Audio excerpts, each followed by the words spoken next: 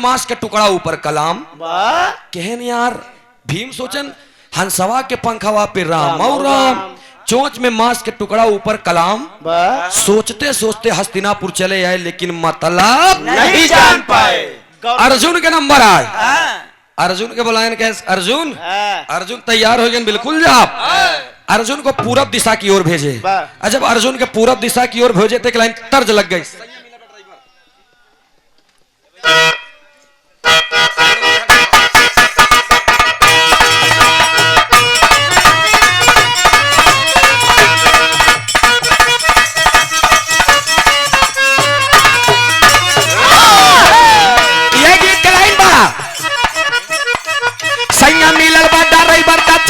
गाड़ी हो चलाई गाड़ी हो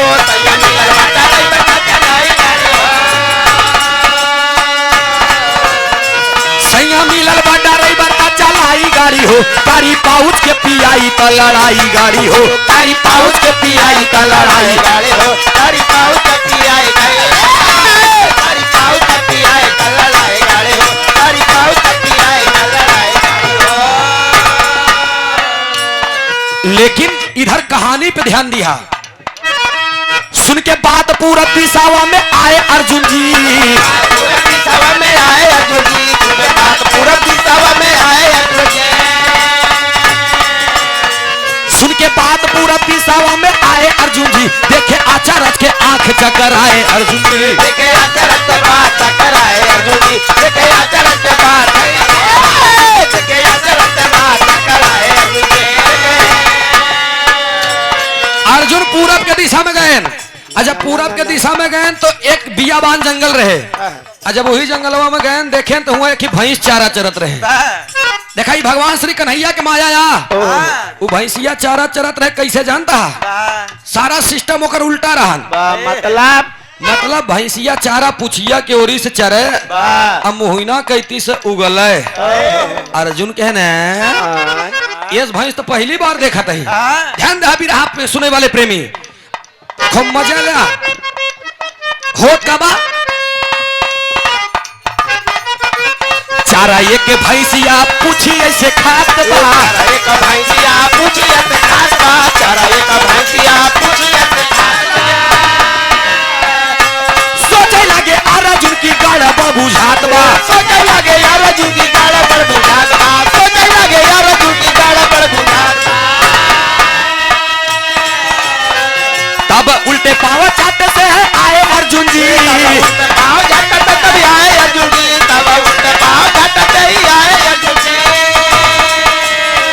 तब उल्टे पाव चाटते से आए अर्जुन जी। देखी अचानक के आंख पगल आए अर्जुन जी। देखे अचानक के आंख पगल आए अर्जुन जी। देखे अचानक के आंख पगल आए। देखे अचानक के आंख पगल आए अर्जुन जी। अर्जुन देखें जब भैंसी के बाद पहुंचे भगवान श्री कन्हैया कहन काश। अर्जुन नीचे मुड़ी कहन बस जैसे ऊखी के रस। अरे बाप रे बाप जवन सिस्टम बा हमारे बस के बात नहीं बा। कहन का भा कहन अरे भैंसिया पुछिया कैती से खाए मुहना कैती से गोबर करई कोनो मतलब या। भगवान श्री कन्हैया कहन आवा बैठा। और धर्मराज मंद मंद मुस्कुरा रहे हैं। नकुल के नंबर आए। नकुल के भेज दें उत्तर दिशा में। नकुल गए जब नकुल गए तो नकुल ज्यादा दूर ना गए तो भाई एक जंगल पड़ा। जब मैंने एक जंगल पड़ा उस जंगलवा में एक ही गाय आई। गौर करेंगे सुने वाले पंचों। एक ही गाय आई जंगलवा में और गैयवा खूब बढ़िया रहे देखे में एकदम फिजिशियन के गाय रहे बनी ठनी रहा। नकुल ओकर देखा था कितनी सुंदर गाय बा। गैयवा जब नकुल के देखे तो लगी पदरऊ कहे धीरे धीरे ऐठा लाग ऐठा तैठत बैठ गई। जब बैठ गई बैठे के बाद नकुल देखा था खड़ा हो के बैठे के बाद ओलर लेट गए। लेटे के बाद में लगी ऐठा ऐठत ऐठत ऐठत ऐठत ऐठत ऐठत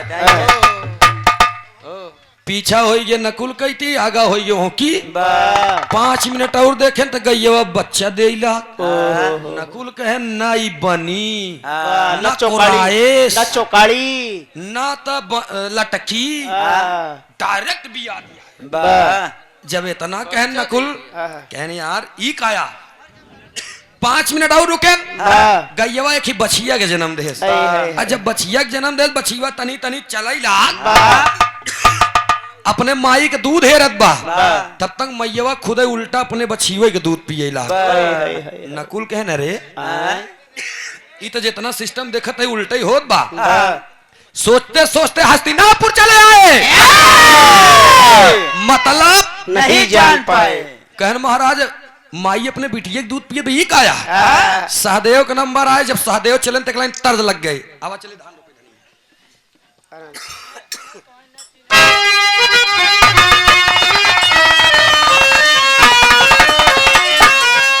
यह गीत के लाइन बा आर्य धान रो पैधानिया आर्य धान रो पैधानिया आवा चली धान रो पैधानिया अरे आवा चली धान रो पैधानिया अरे मझिम 12 सतबा पानिया आवा चली धान रो पैधानिया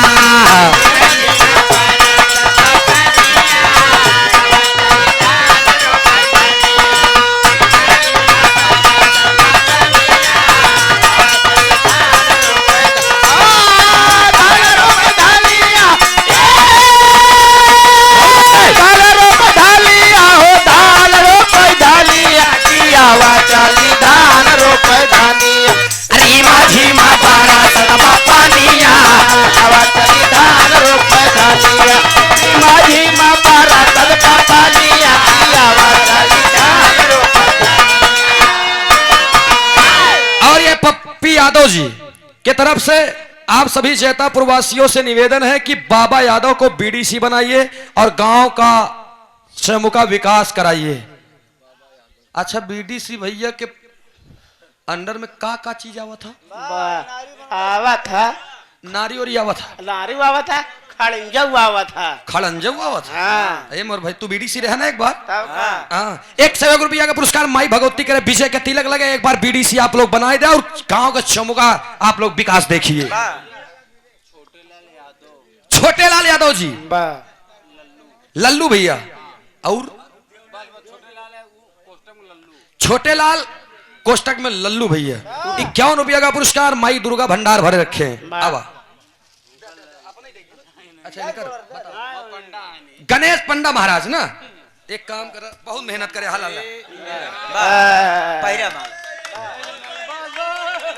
काहे ऊपर छुआ था आशीर्वाद लेता है। आजकल के मनई पैर ना छूते नु गठिया बतास चेक करत ठीक है कि नहीं। गठिया तू गठिया के ऊपर छुआ है यार, झूठ ना बोला, गाठी के ऊपर छुआ।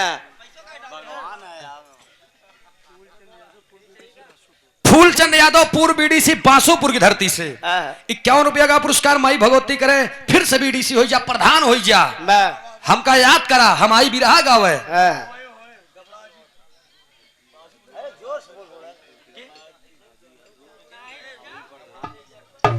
राजीव यादव जी भावी प्रधान मेहनत करा कोमल साड़ी सेंटर मेहरुआ ठीक बस शादी हो जिन मेहरु लिया क्या हम वो ठीक बस सड़िया बिकत है ना बस ठीक बस 150 कम कह दे बहुत बड़ी बात यह है कि ठीक ठीक ठीक 50 रुपया का पुरस्कार नमस्ते बा प्रणाम बा देखा ही ना कही दे एक्स्ट्रा जोड़ लो के बाद कहते गायन तोहरे नाम से कम करे है। अच्छा ठीक बा माननीय श्री अनिल शर्मा नगर सेवक दादर मुंबई भांजे दिनेश शर्मा भाभी प्रत्याशी बीडीसी वार्ड नंबर 1 से अरई 100 रुपया का पुरस्कार माई भगवती हर मोड़ पे तरक्की दे जहां रहा खुश रहा आबाद रहा सब जने बीडीसी हो जाए एक गांव में 4-4 बीडीसी 4-4 प्रधान हो जाए। आई हो का करी केकर मनवा राखी जी अरई मोर अकेल का करी लेकिन है भैया और अच्छा ठीक है हम सोचे और तनी बिरहा ध्यान दे कहाँ पहुंचे रहे हम सहदेव जाते हैं। सहदेव जब जाता तो सहदेव बतावत है कि झट से जन्म दिहले बछिया सुना कहे का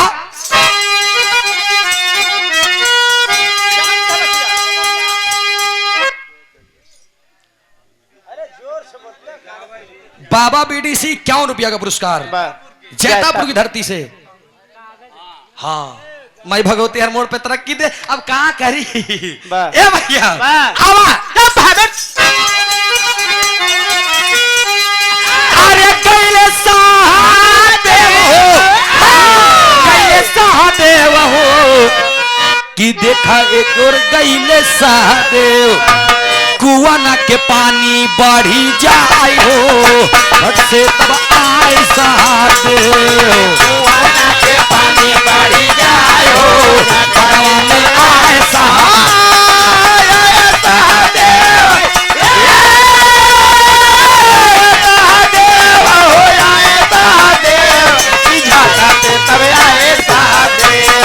कुआं के पानी बढ़ी जाए हो भगवान में आए सहदेव कुआं के पानी बढ़ी जाए हो आए सहदेव।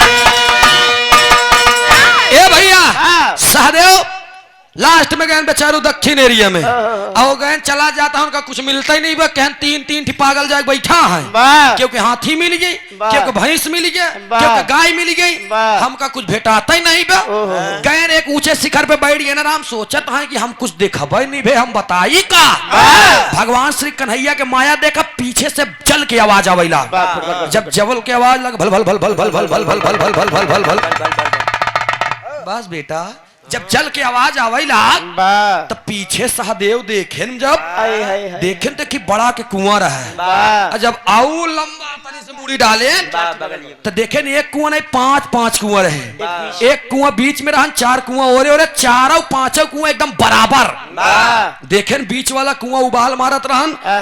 पानी धीरे धीरे आए और चारों कुआं में पानी जाए लग जात जात जात जात कुछ समय बाद चारों पांचों कुआं एकदम लबा लाभ। फिर बीच वाला कुआं बैठ गया आहा। कुछ समय बाद चारों कुआं मिलकर उबाल मारे लगे भल भल भल भल भल भल भल भल भल भल भल भल भल।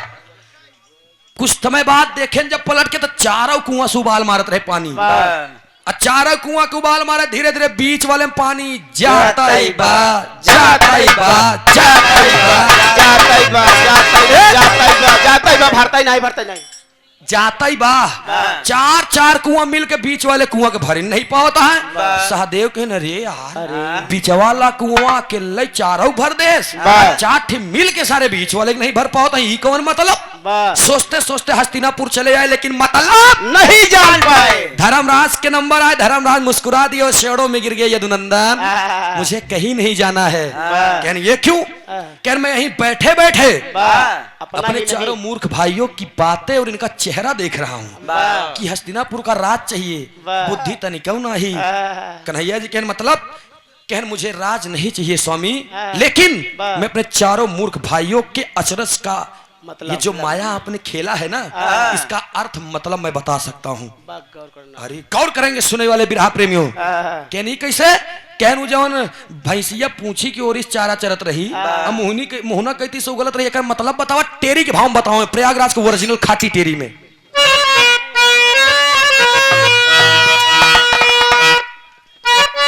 क्या बात है धर्मराज बताओ थे सुनिए कन्हैया जी आए हाय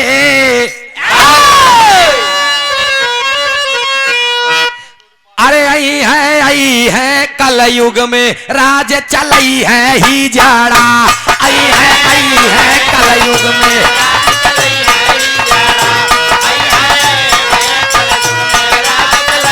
गधा घरे बैठ के गधा घरे बैठ के गधा घरे बैठ के गधा घरे बैठ के सही राह बतलई है कल युग में राज चलई है ही जाड़ा गधा घरे बैठ के सही राह बतलई है कल युग में राज चलई। गधा घरे बैठ के सही राह बतलई है कल युग में राज चलई है।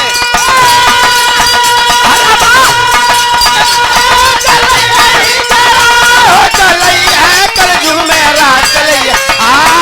गधा घरे बैठ के सही राह बतलई है कल युग में राज चलई है।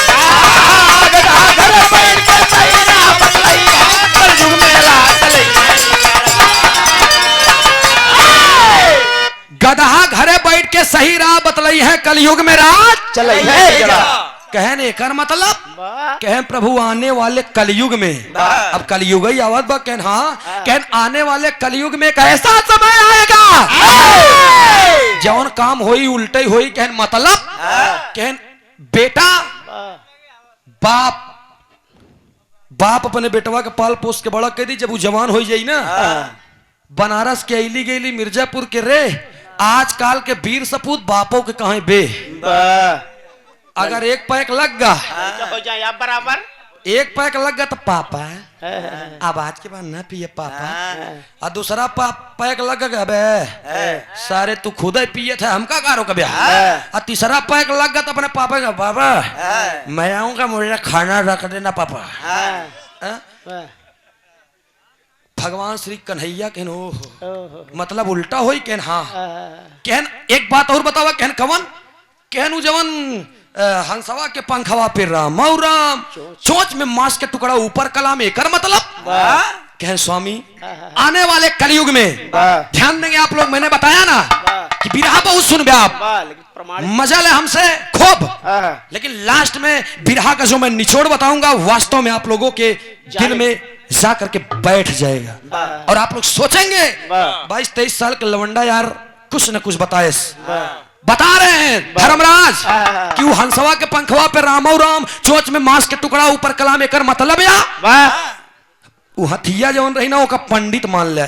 आने वाले कलयुग में कुछ ब्राह्मण लोग ऐसे होंगे, ढेर जन नहीं बताओ थे हम, कुछ ऐसे ब्राह्मण लोग होंगे जो जवन दिन भर राम राम संझा की 200 ग्राम 2 अंडा कहन मतलब, और ये किसी से प्रूफ और प्रमाण की जरूरत नहीं है, इतने दुनिया में टहल रहा हूं, मेरे भी कई ब्राह्मण लोग दोस्त हैं, फोन करिए सूरज भाई आओ चलते हैं लेग पीस, हमके हमेशा बहुत दूर रही भाई समझे, हमका दुनिया के प्रमाण ना चाहिए, स्वयं मैं बता रहा हूँ हम कहबो करी कबो कबो तोहार जाती है यार कहन के हिंगे ससुर देखता तो हम ना बस ठीक है बा के ससुर देखत बा के तोसी पूछबो करी कोनो दिक्कत नहीं बा लेकिन भैया बताएं जब एका बताएं तब भगवान श्री कन्हैया कहन ओ माय गॉड कितनी बड़ी बात आपने बताया, कहन होगा कहन हाँ जौन कहा था धर्मराज ई होई, और कन्हैया इतना नादान जी बना, ये सब तुहरा ही लीलाया तू हमका लोग के दिखावा था बतावा था कि आने वाले कलयुग में ऐसा होगा। तरस के लाइन लगे प्रयागराज के ओरिजिनल खाटी है यह गाना आई झूसी नरेश बाबू राम आधार जी गायन, अरे राम झको राम मारे झूलनी साड़ी लहरायो झकोरा मारा झूलनी एका तब रुचि से सुन ले आप उधर से सुन, लेकिन जितना हो कि सुने अब है किस ना पौ एक लाइन हम गाए, अरे बितावा गोरी रतिया ये हमारे 7 साल पहले का हम गा रहे आजा बाबा के नया बितावा गोरी रतिया जायु भिन सारे बितावा गोरी रतिया जायो 2 साल और बीता तो 5 साल बाद हम एक फिर गारे बदले रहे, अरे तो है दे भाई रानी तो है दे भाई रानी हम टच के मोबाइल तो है दे भाई रानी हम टच के फिर समय बीता बेनी भैया लहरी का हमरे गावत रहने का हम सी गाय रहन कहा आए हाय हाय अरे जनमैया गाड़ी मुश्किल जनमैया गाड़ी मुश्किल अरे लहरी काका बात छोड़ दा वो गावत ने भतार बन में बेरायु बेरौतो न बना नाक देवरे से कटायु कटौतो न बना औ का तो उनसे दूरी रहा मेहरारू जल्दी लागत ना आए रहे लेकिन अब हम छोड़ दे आज से हम शपथ ले लिए पापा से ले लिए कहे हाँ आप मेहरारू सुना लागब कत्ते आपन गावा बजावा टिकुली लीलार हमसे का मतलब हम देखबो न करम महाराज की कहे कैसे अरे जनमैया गाड़ी मुस्की काटा तई बाडोर रे जनमैया गाड़ी मुस्की काटा तई बाडोर एकरे बाद समय बीता एक की बिरहा हम लिखे भाई प्रयागराज की रानी कौशाम्बी की दीवानी हफ्ता में आ जाएगी। अब एक हफ्ता में बिरहा आई हास रस का बिरहा मैंने गाया है वो जौन मेहरुआ रहे नीरज भाई दूसरी से फंसी रहा है हास रस बिरहा काल्पनिक वो आए तो पंडित जी से कहा पंडित जी कहन का कहन हमारा काम बन नहीं पावत है कहन पंडित जी कहन का कहन 51 दे दे हमारे मन से निपोट दवा पंडित जी कहन क्या करो बसी कहन 51 दे दू तो इन्हें क्या बा काम नहीं हो पंडित के छी और अरे बाप रे, तो बताओ दवा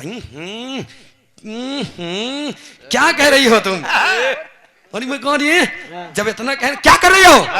कह सुनो हम ऐसा तो का आशीर्वाद देते और ऐसा उपाय बताओ थे सांपों मर जाई लाठी न टूटी। कह कवन कह पहले 51 रुपया दो और उठाओ कुसा, मैं मंत्र पढ़ दे रहा हूँ, तुम्हारा पति अंधा हो जाएगा।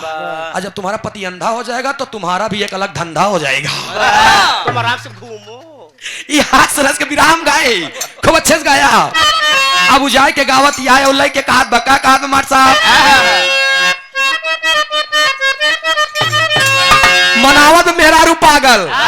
अरे हो गंगा माई मेहरारू पागल। हाँ तो सी बार तू न मनाऊ मोर बिट्टी। अरे बाप रे तू डरे लागे नहुक दिमाग की हिम्बा तनी के नान के दिमाग को। हाँ देखा ता ठीक जाते बैठो यहाँ पे कहे का कहे मेहरारू मनावत बा।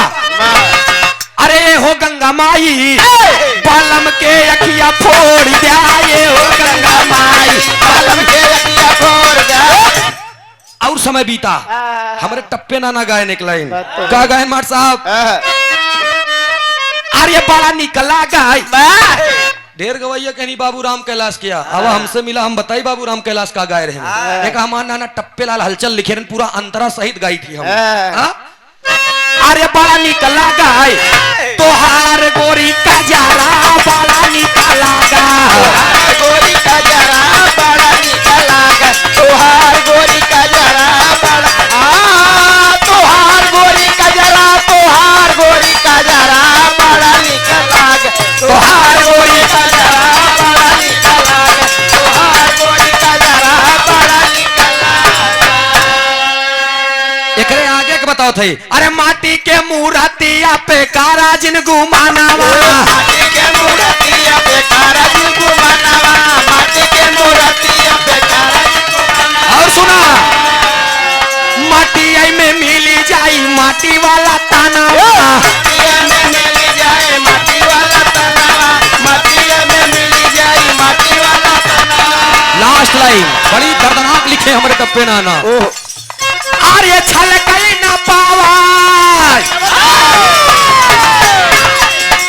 अरे छलकई न पावल जौनी वाला गगरा बड़ा निकला गे तोहार गोरी का जरा बड़ा निकला गे तोहार गोरी का जरा बड़ा तोहार गोरी का जरा तोहार गोरी का जरा बड़ा निकला गे तोहार गोरी का जरा बड़ा निकला गे तोहार गोरी का जरा बड़ा निकला।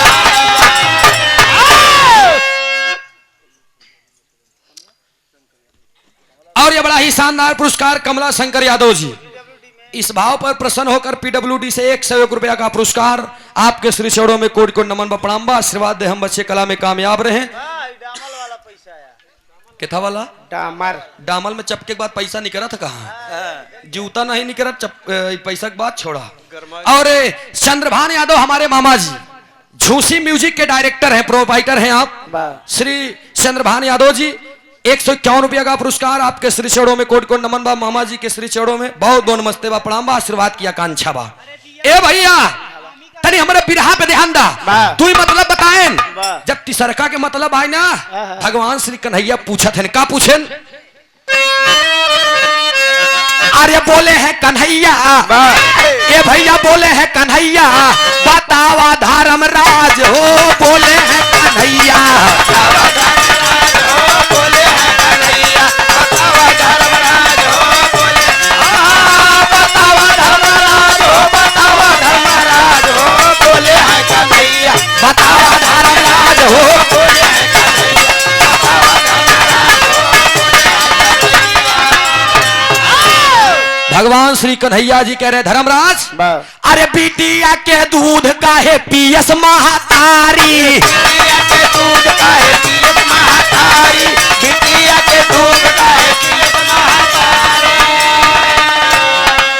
बताओ धर्मराज बेटी जन्म ली और एक माँ अपना दूध पिलाने के बजाय माँ अपने बेटी का दूध पी रही है क्यों? मतलब बताई के संख्या दे जतारी मतलब बताई के संख्या दे जतारी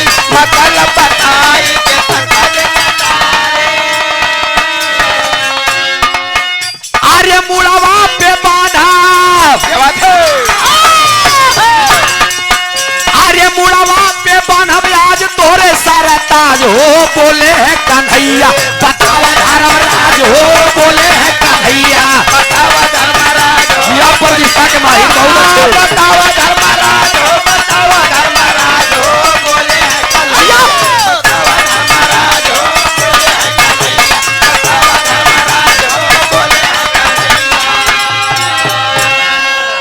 बोले है कन्हैया बतावा धर्मराज हो। वाह, धर्मराज हाँ, कहन प्रभु कहन का कहन ओकर मतलब बताई, वाह। कहन बतावा कहन जवन उ बिटीवा के दूधवा महतरिया पिए लाग, एकर मतलब आने वाले कलयुग में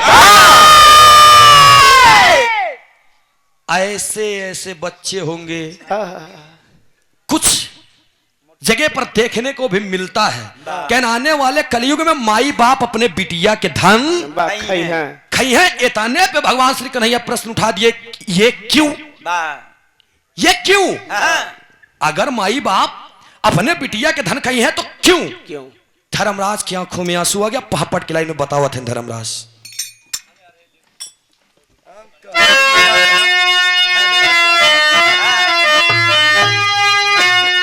कहे बीजधार कलयुग में डूबी नवरिया मुरली वाले हो, अरे बीजधार कलयुग में डूबी नवरिया मुरली वाले हो, खई है बिटिया के धन बाप महतरिया मुरली वाले हो।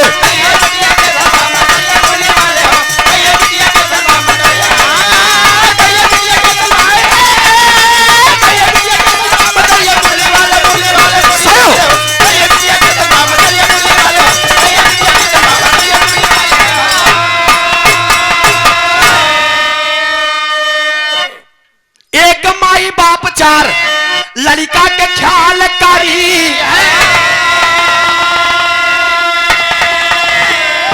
चार लड़का माई बाप के अरे नहीं पाल पाई।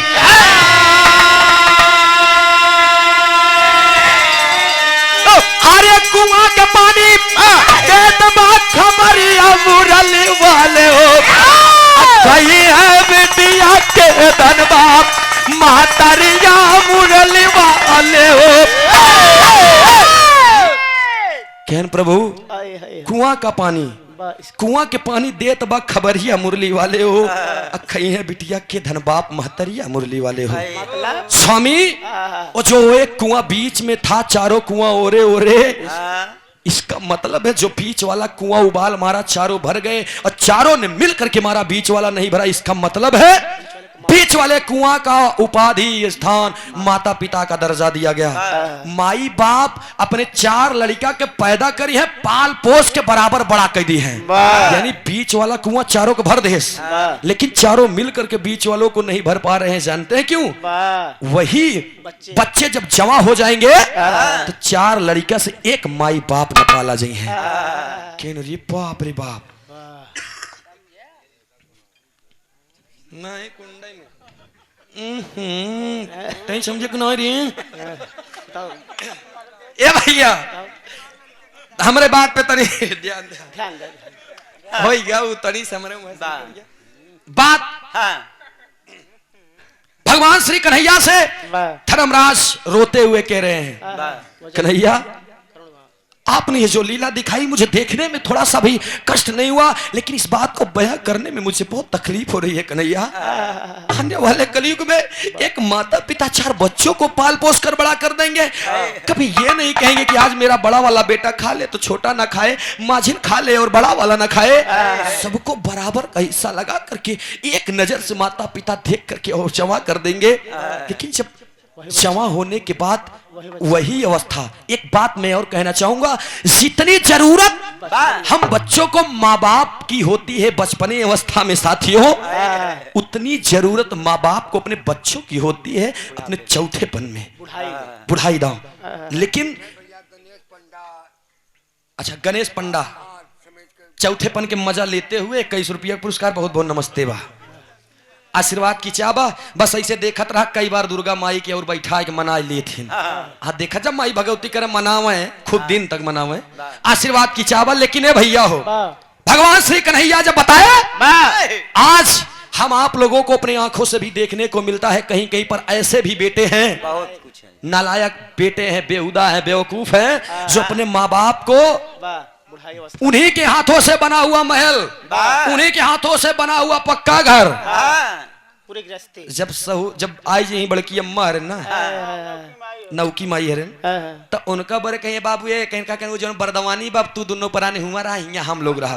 अच्छा इतना तो ठीक बा, कुछ कुछ इससे भी ज्यादा नालायक है जो वृद्धाश्रम में भेज देते हैं अपने माँ बाप को। राम सजीवन बट्टाल वाले। हाँ, 101 रुपया का पुरस्कार अरई बंटाल से 100 रुपये पुरस्कार। नमस्ते बा प्रणाम बा आशीर्वाद बा 100 से सभी सकल पंच की नमन बा। लेकिन भैया भगवान श्री कन्हैया की ने जब धर्मराज की बातें सुना, कन्हैया ने कहा कि अरे धर्मराज वास्तव में तुम धर्म के पुजारी रहे और ऐसा दिन कलयुग में देखने को मिलेगा। कहना हाँ स्वामी, आने वाले कलयुग में तो ऐसा दिन देखने को मिलेगा। एक लाइन में कहना चाहूंगा, जिस घर में माँ बाप हंसते हैं उसी घर में भगवान बसते हैं। एक ही लाइन में आप लोगों से कहना चाहूंगा, बस एक बाद में हमारे तरफ से खत्म बा, फिर रुचि बुची के नंबर आ जाई। लाइन अगर अच्छी लगी तो आप लोग जोरदार ताली बजा दीजिएगा, मात्र लाइन अगर अच्छी लगेगी तो। नेकी करके जो दरिया में डाल देते हैं, सुनिएगा लाइन, नेकी करके जो दरिया में डाल देते हैं, हर किसी के ऊपर जो कीचड़ उछाल देते हैं, ऐसे इंसान भविष्य में आगे नहीं बढ़ते जो अपने बूढ़े माँ बाप को घर से बाहर निकाल देते हैं। लकीर हाथ की आप अपने पढ़ नहीं सकते, लकीर हाथ की आप अपने पढ़ नहीं सकते, हवा खिलाफ हो तो उससे लड़ नहीं सकते। जो अपने घर के बड़े बुजुर्गों से करे अनदेखा, मेरा दावा है ऐसे इंसान आगे पढ़ नहीं सकते। भरपूर है, एक रोटी कम खाइएगा, पतला करावा बहुत, कोई दिक्कत नहीं है। चला दही बेस में ठीक बा भैया, एक रोटी कम खाइएगा वो चलेगा, लेकिन अपने माता पिता को कभी भूखे मत रखिएगा ना, तो उन्हें कभी उनके आंखों में आंसू अपने बच्चे के प्रति आए। जानते हैं आज के मानव और आज के बेटों, आपके सपूतों का सपना क्या है? जीते जिंदगी 5 रुपए नहीं देंगे माता पिता को, मर जाने के बाद में न जाने कितने मृत्यु पर मैंने भी सुना है, फोन लगाएंगे, एबे यही भाषा है, एबे बाबू हमार खत्म हो गया, 250 VIP कफन ले आए। सोचिए, जीते जिंदगी 150 के धोती नहीं पहनाए पाया और मरे के बाद में 250 VIP कफन। जीते जिंदगी 5 रुपये की सुरती नहीं खिलाई पाया, 5 रुपये की बीड़ी नहीं दे पाया, और मर जाने के बाद काबा बाबू हमार खात रहे एक पैकेट लिया गांज दिया। जीते जिंदगी कभी 5 रुपए का बिस्किट नहीं दिया आपने, और मर जाने के बाद में 5 किलो सेब, 5 किलो संतरा, अंगूर, 5 फल मिला के देता है। कब्रिस्तान में ले गया।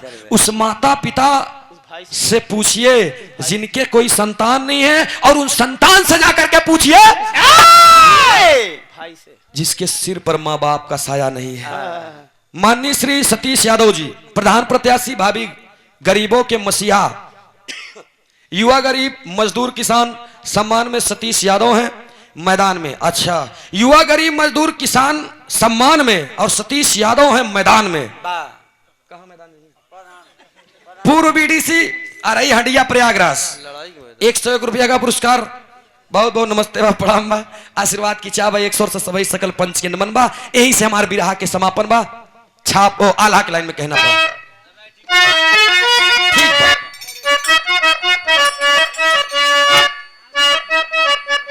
कहे का कहे, अरे चारा हो ललनवाए का माई के सुधिया बाबू,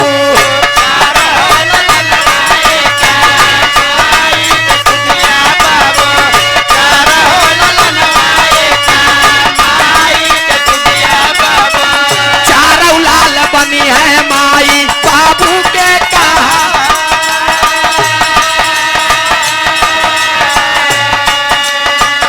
अपना सजई है माई बाबू चौथे पनवा भैया,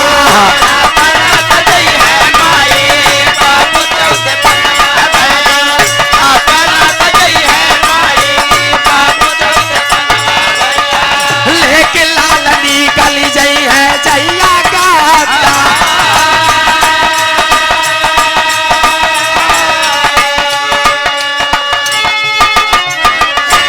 लाल जी यादव जी इस भाव पर प्रसन्न होकर 51 रुपया का पुरस्कार। बहुत बहुत नमस्ते बा प्रणाम बा आशीर्वाद दे हम बच्चे कला में कामयाब रहे, जहां रहे खुश रहे, आबाद रहे, प्रगति के पथ पर सदा अग्रसर रहे, दिन दुगुना रात चौगुनी तरक्की करते रहे। ए भैया यही सब बात बता करके भगवान श्री कन्हैया के धर्मराज ये चारों भाई आपके मूर्ख हैं, इनके तनिको बुद्धि नहीं, खाली लड़ाई जाना थी बस। तो बुद्धिमान इधर आवा। हस्तिनापुर का राज तिलक लगा दिए धर्मराज को और चारों जने के घमंड हुई चकना चूर हो गया और हस्तिनापुर का राजा बना कौन? धर्मराज। छाप में कहना पड़ा।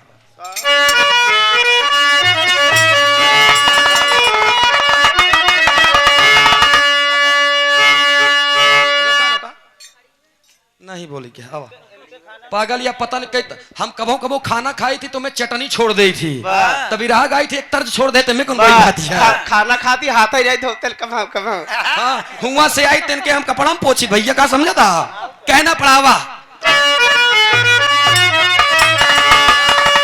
भुल्लू राम आधार हैदर गुरुवर राजा राम विमल कवि अमलेंदु साथे भोजराज थे राधे श्याम।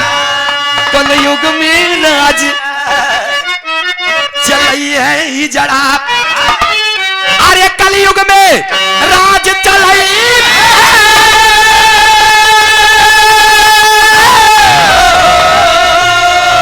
हो, कलयुग में राज चलई है ही जड़ा, गायक सूरज यादव सबसे हाथ मिलई है, कलयुग में राज चलई है।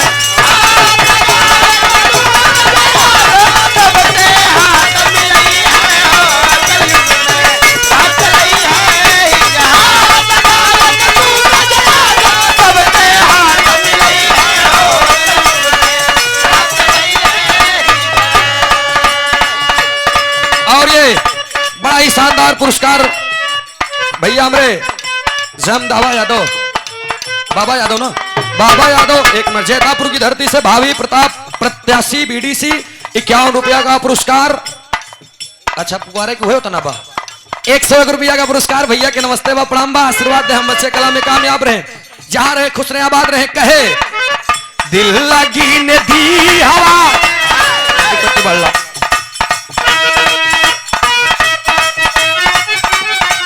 दिल लगी ने दी हवा, थोड़ा सा धुआं उठा और आग जल गई, तेरी मेरी दोस्ती तेरी मेरी दोस्ती प्यार में बदल गई, तेरी मेरी दोस्ती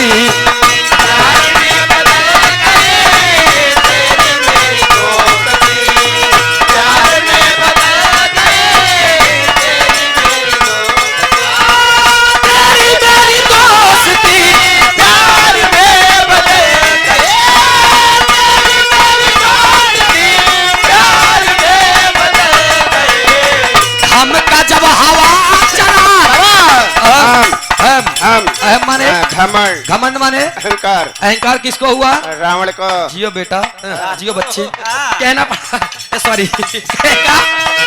हमका जब हवा चला राम का धुआं उठा, लंका सारी जल गई पर न जली झोपड़ी पर न जली झोपड़ी, प्रभु राम में बदल गई पर न जली झोपड़ी, प्रभु राम में बदल गई पर न जली झोपड़ी, प्रभु राम में बदल गई। आप लोगों के लिए मैं गाना चाहूंगा, आप लोगों के लिए।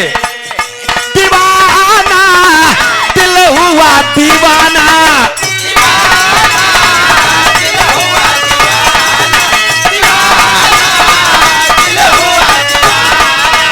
चले जब झूम के नजरों से झूम के छाने लगा नशा, चले जब झूम के नजरों से झूम के छाने लगा नशा, चले जब झूम के नजरों से झूम के छाने लगा नशा, चले जब झूम के नजरों से झूम के छाने लगा नशा।